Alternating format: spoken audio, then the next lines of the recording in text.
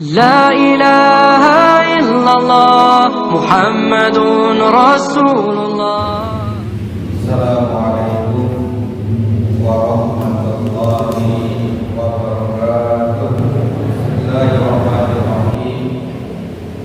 Innal hamdalillah nahmaduhu wa nasta'inuhu wa nastaghfiruh wa na'udzu billahi min shururi anfusina wa min sayyiati a'malina.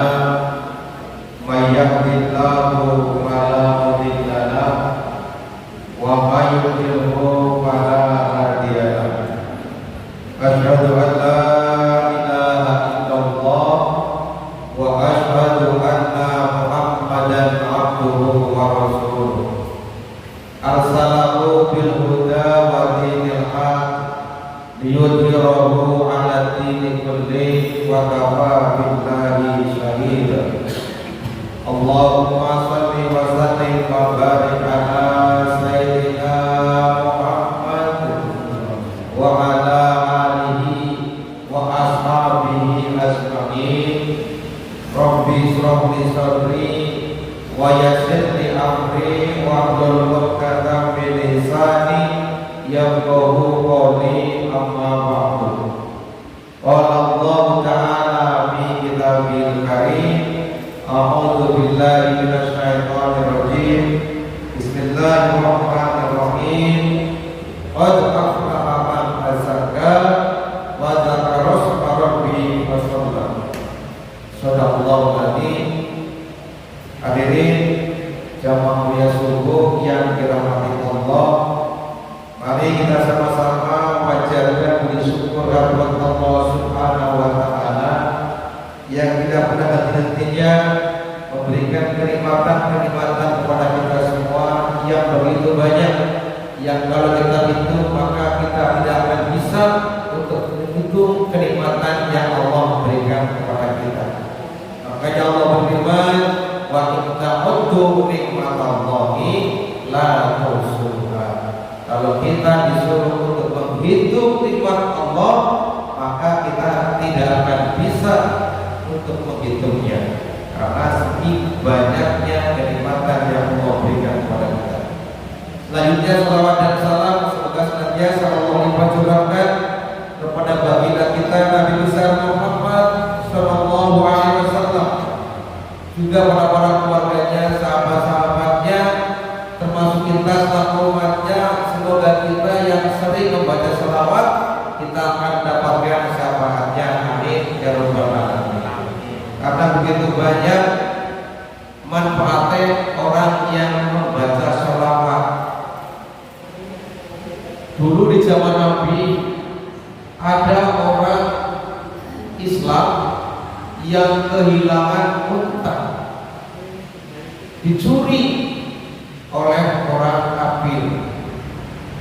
Akhirnya hal itu dilaporkan kepada Rasul, karena Rasul itu sebagai kepala pemerintahan. Ya Rasul, saya untanya hilang, diambil oleh orang ini ya Rasul, kata orang Islam itu. Tapi yang mencuri malah balik menuduh, bukan saya ya Rasul, bukan saya yang mencurinya, tetapi orang ini justru yang menuduh saya, dia yang mencuri untaku ini. Jawab orang, kalau saya nih, saya bawa saksinya. Nah, orang yang mencuri bawa saksi. Si muslim yang kehilangan unta tidak punya saksi. Oleh karena itu, karena orang Nabi bawa saksi, Rasul pun akhirnya memvonis orang Islam ini yang dikatakan mencurinya, kemudian dimasukkan ke penjara. Apakah dia nyewa oleh Rasul? Tidak, karena dia tahu Rasul itu adil. Kemudian dia setelah masuk penjara, dia minta kalau zaman sekarang ya Rasul, engkau benar memvonis saya sebagai pencurinya, karena dia kuat ada saksinya, sementara saya tidak punya saksi. Tapi sekarang begini saja ya Rasul, coba kita tanyakan pada onta ini, siapa sebenarnya yang mencurinya? Akhirnya Rasul pun mencoba bertanya kepada onta yang mencurinya itu, wahai onta, sebenarnya siapa yang mencuri? Siapa pemilikmu dan siapa yang mencurinya? Dilalai onta yang bisa ngomong, wahai Rasul, sesungguhnya aku ini adalah milik orang Islam ini. Dia orang kafir yang mencurinya ya Rasul. Dia itu bawa saksi, itu temannya sendiri. Ya pantas baik membelanya. Oh, jadi begitu. Baik, kalau begitu sekarang ayah Muslim, kamu saya bebaskan. Dan dialah yang harus masuk penjara karena dia mencurinya. Akhirnya dia dibebaskan, yang ini dimasukkan ke penjara. Cuma Rasul penasaran kepada si Muslim ini, kok bisa-bisanya menunjukkan seekor onta bisa ngomong? Apa kehebatan sampean? Tanya Nabi. Apa sih kehebatan kamu sehingga bisa menunjukkan onta bisa ngomong? Apa keunggulan ibadahmu? Kamu punya kebiasaan ibadah apa yang terhebat? Sebab dia ya Rasul, saya bukan gak begitu banyak ibadah saya. Cuma saya itu kalau mau tidur selalu membaca sholawat 100 kali. Oh, jadi sampean setiap tidur itu baca sholawat 100 kali. Tuh punya keistimewaan. Makanya kita butuh perbanyak membaca sholawat. Kalau kita sakit, termasuk takut wabah kayak corona kemarin ya, kita banyak dilanjutkan baca sholawat apa tadinya dipujian. Allahumma sholli ala sayyidina Muhammadin tibil qulubi wa dawaiha wa afiyatihim abdani wa sifaiha wa nuril absari wa diyaiha wa ala alihi wa sahbihi wa sallim. Sholawatan ini bukan hanya dibaca para orang baik ya. Pada saat seorang yang lagi hamil, susah melahirkannya, baca doa, baca sholawat tadi. Barangkali anak perempuan kita lagi hamil, susah melahirkannya, mau sesar, itu baca sholawat itu ya, sholawat tibil dulu. Itu merupakan sebuah zikiran. Zikir itu banyak, apalagi kita yang sudah tua Bapak Ibu sekalian. Di dalam Quran surat Al-Ahqaf itu kita dianjurkan manakala sudah berumur 40 tahun, wa idza balagha asdahu arba'ina sanah, apabila kita sudah berumur 40 tahun, maka pada ucaplah, pada berdoalah, Rabbi auzi'ni an ashkura nikmatakal lati an'amta alayya wa ala walidayya wa an a'mala sholihan tarda wa aslih li fi dzurriyyati inni tubtu ilaika wa inni minal muslimin. Panjang ya Bu, nanti lihat Al-Ahqaf ayat 56 ya. Itu kalau kita sudah berumur 40 tahun, kita lebih ya Bapak Ibu sekalian, banyak baca doa ini. Kenapa sih nunggu umur 40 tahun? Kenapa Allah nyuruhnya itu pada waktu umur 40 tahun membaca doa itu? Karena kalau sudah berumur 40 tahun ya, apa sih dibalik umur 40 tahun itu? Kalau kita sudah umur 40 tahun, itu adalah batas kebiasaan orang itu akan baik atau tidak baik. Kalau sudah berumur 40 tahun iman kita semakin kuat, maka akan terus semakin kuat.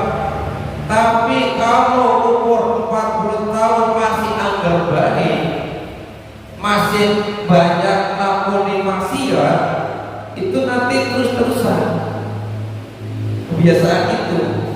Makanya kita disuruh baca doa Rabbi Ausini an askuro, ya Allah, jadikanlah kami orang yang pandai bersyukur. An askuro nikmataka allati an'amta alayya, atas nikmat-nikmat yang Kau telah Kau berikan padaku, wa ala walidayya, dan pada orang tuaku, wa amal salihan tardo, dan jadikanlah amal kita ini amal yang diridhoi. Ya, ini tutu ilaika wa ini dan muslimin, sesungguhnya kami ini adalah orang yang taubat, dan sesungguhnya kami ini adalah orang-orang yang muslim. Itu doa ketika kita sudah umur 40 tahun, supaya kita jadi orang yang pandai bersyukur. Sudah banyak nikmat yang diberikan kepada kita.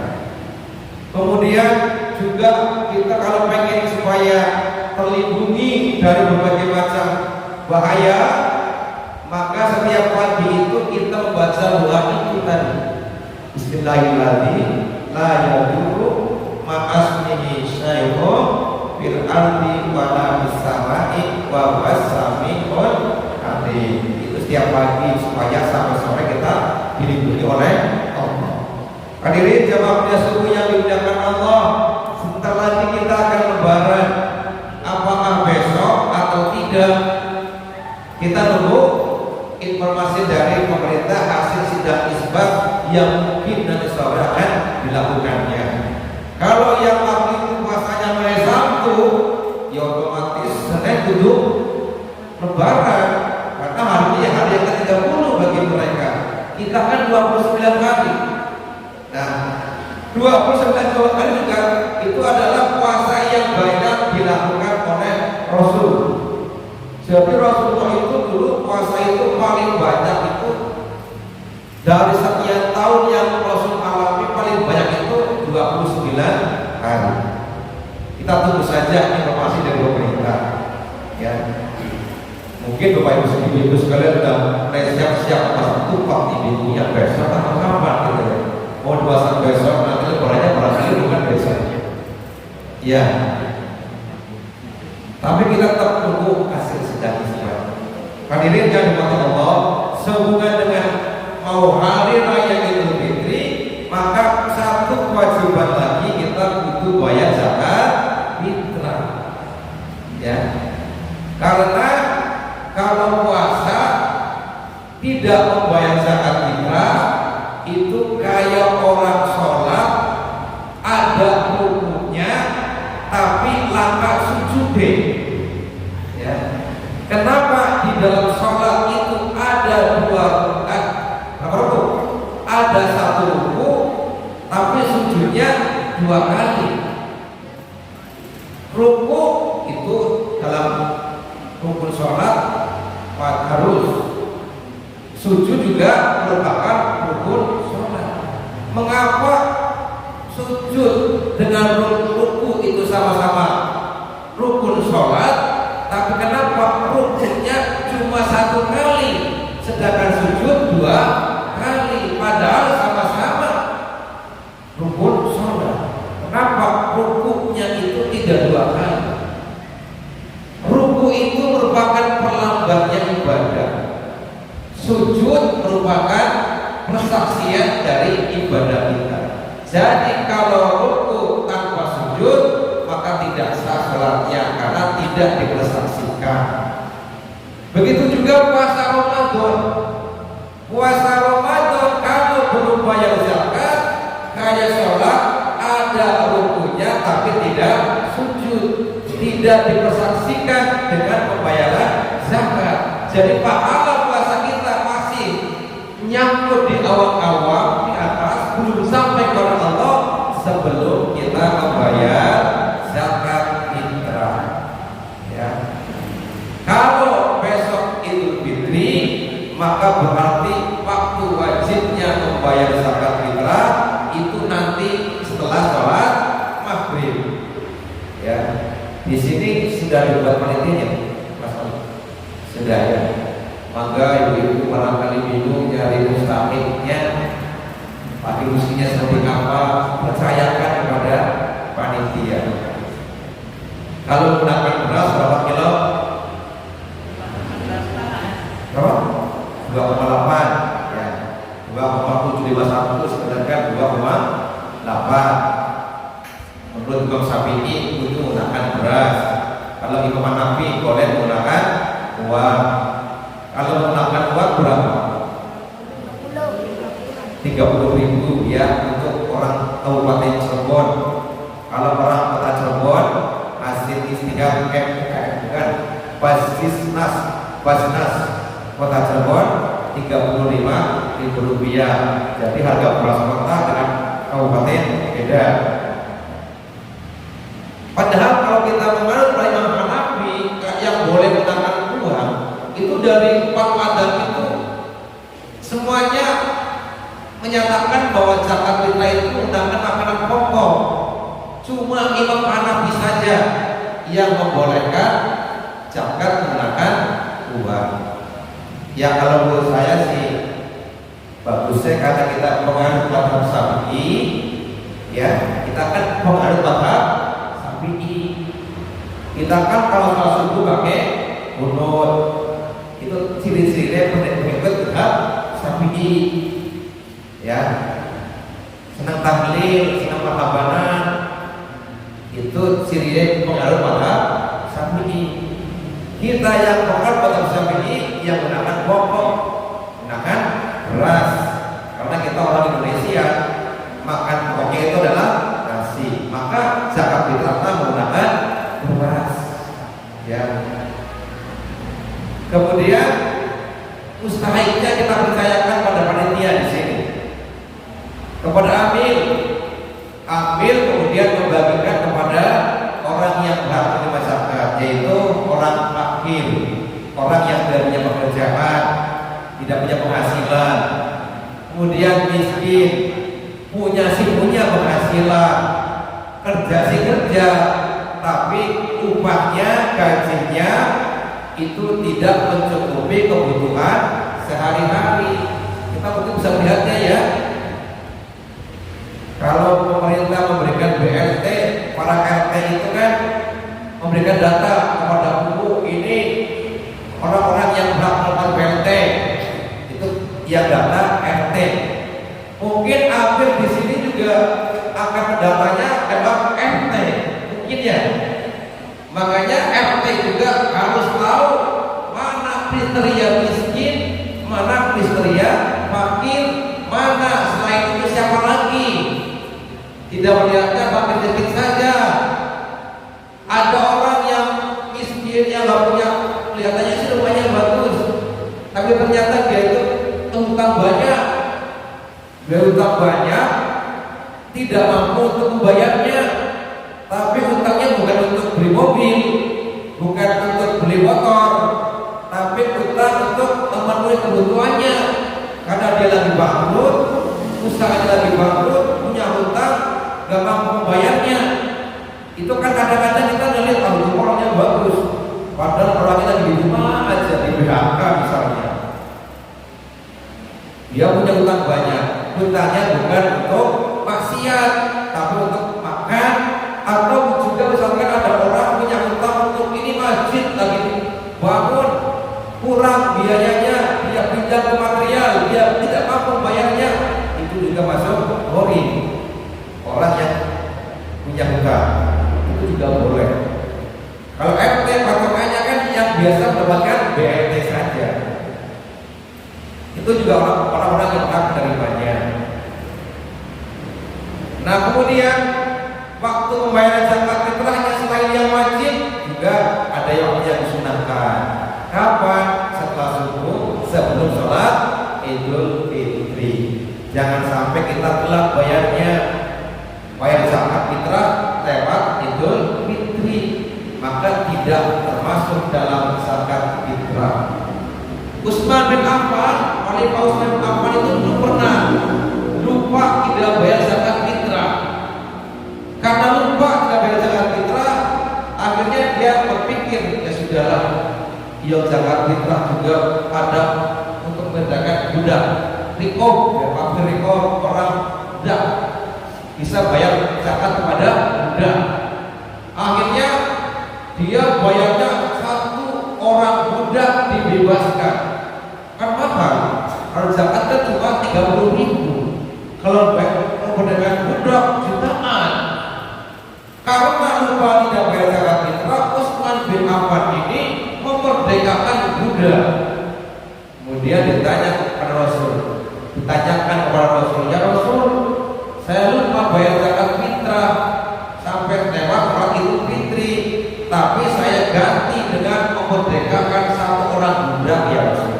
Bagaimana ya Rasul dengan tugas saya?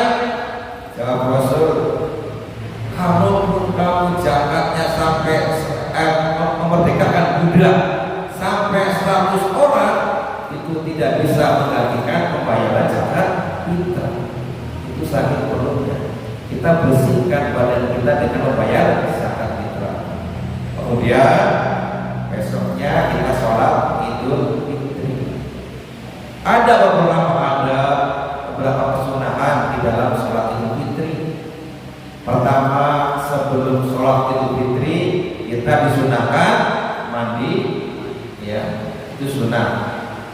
Kemudian kita menggunakan pakaian yang baik, pakaian yang bagus.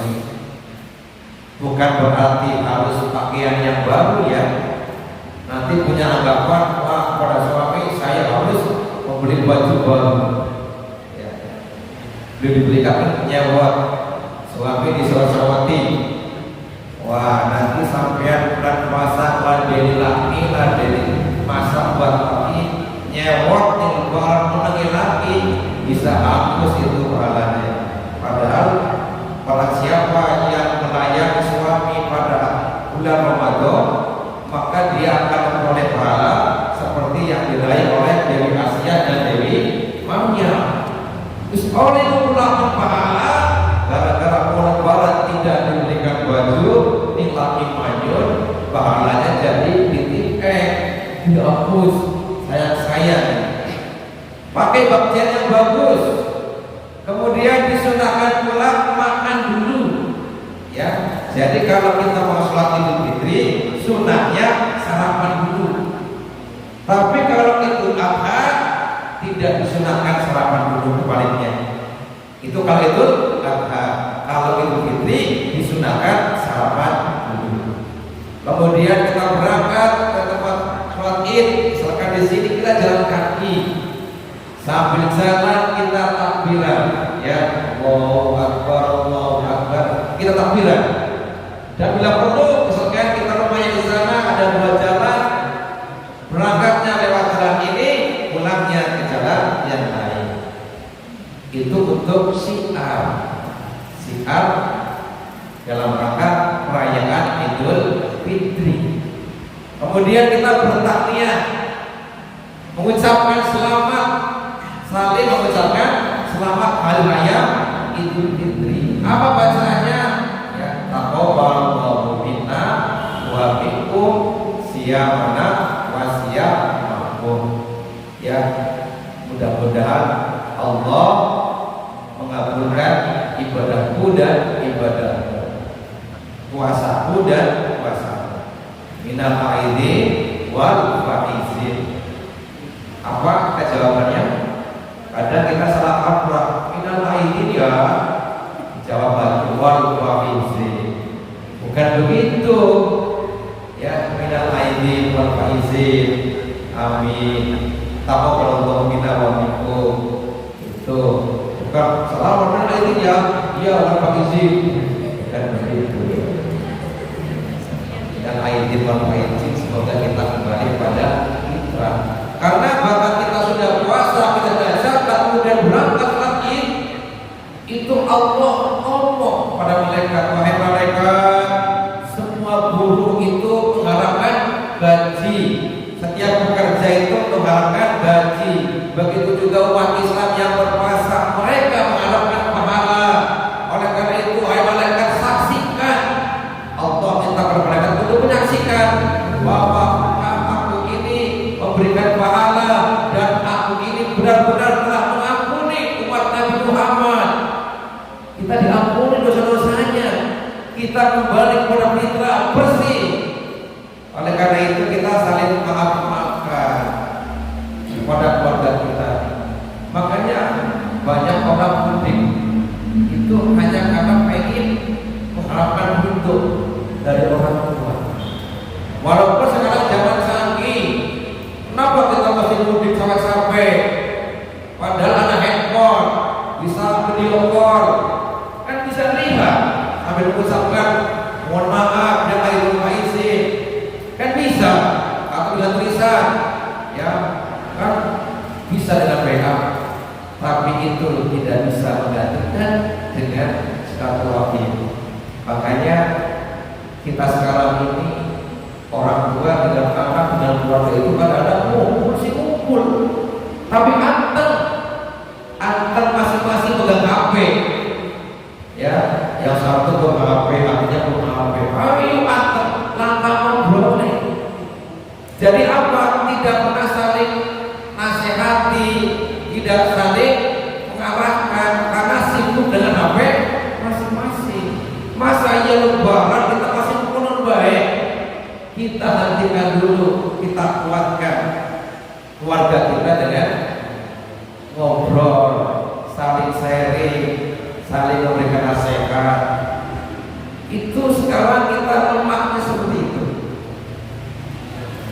Nah ini ya, perlunya kita bersilaturahmi. Mudah mohon maaf dengan Idul Fitri. Mudah-mudahan kita kembali kepada fitrah.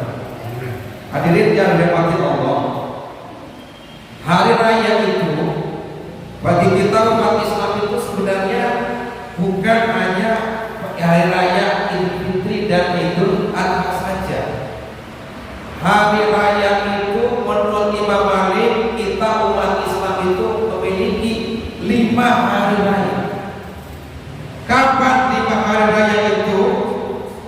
5 hari raya itu, yang pertama, andai kata satu hari kita tidak mempunyai dosa, itu adalah hari raya. Bisa beli sedina, kita beli gawe dosa, entah ngomongin orang, entah itu nyakiti binatang. Kalau satu hari kita tidak melakukan dosa, itu adalah hari raya bagi orang-orang mukmin. Satu. Yang kedua, hari raya orang mukmin itu adalah hari raya di saat nanti kita melewati sirat dengan aman. Itu adalah hari raya bagi orang mukmin. Kita semua nanti akan melewati sirat, dan manakala kita bisa melewati sirat dengan aman, maka itu adalah hari raya bagi orang mukmin. Yang kedua, hari raya apabila kita meninggal dunia dengan membawa iman, mengucapkan syahadat, maka itu merupakan hari raya bagi kita. Kita mati membawa iman, bisa mengucapkan 2 kalimat syahadat, itu adalah hari raya bagi orang mukmin. Kemudian yang keempat, hari di mana nanti kita masuk surga, aman, bebas dari neraka jahanam, itu juga hari raya. Dan yang kelimanya, hari di mana kita menikmati pandangan kepada Tuhannya, berarti itu juga adalah hari raya. Jadi bukan hanya Idul Fitri Adha saja, tapi bagi kita orang mukmin, 5 hari raya itu adalah satu hari di mana kita tidak berbuat dosa, itu adalah hari raya. Yang kedua, hari di mana kita melewati sirat aman, itu juga hari raya. Dan hari meninggal dengan bawa iman, bisa mengucapkan 2 kalimat syahadat, itu juga hari raya. Dan juga juga ketika kita masuk surga dengan aman, itu juga merupakan hari raya, dan yang kelimanya hari kita nikmati pandangan kepada Tuhannya, itu juga merupakan hari raya bagi orang mukmin. Semoga kita semua kembali kepada fitrah. Amin ya rabbal alamin. Demikian yang bisa saya sampaikan. Mohon maaf bila mana ada kekurangan, dan bila mana selama saya memberikan tausiah ada hal-hal yang kurang berkenan, saya mohon maaf yang sebesar-besarnya. Bapak Ibu sekalian, mohon diampuni. Selamat Hari Raya Idul Fitri dan Aidil Faizin. Taqabbalallahu minna wa minkum. Siapa yang kasih. Mari kita sama-sama tasawuf. Asyhadu an la ilaha illallah, astaghfirullah, as'aluka al-jannata wa a'udzu bika minan nar. Asyhadu an la ilaha illallah, astaghfirullah, as'aluka al-jannata wa a'udzu bika minan nar. Asyhadu an la ilaha illallah, astaghfirullah, as'aluka al-jannata wa a'udzu bika minan nar. Allahumma innaka 'afuwwun tuhibbul 'afwa fa'fu 'anna. Allahumma innaka 'afuwwun tuhibbul 'afwa fa'fu 'anna. Allahumma innaka 'afuwwun tuhibbul 'afwa fa'fu 'anna ya karim. Wallahu muwaffiq ila aqwamit. Assalamualaikum warahmatullahi wabarakatuh. لا إله إلا الله محمد رسول الله.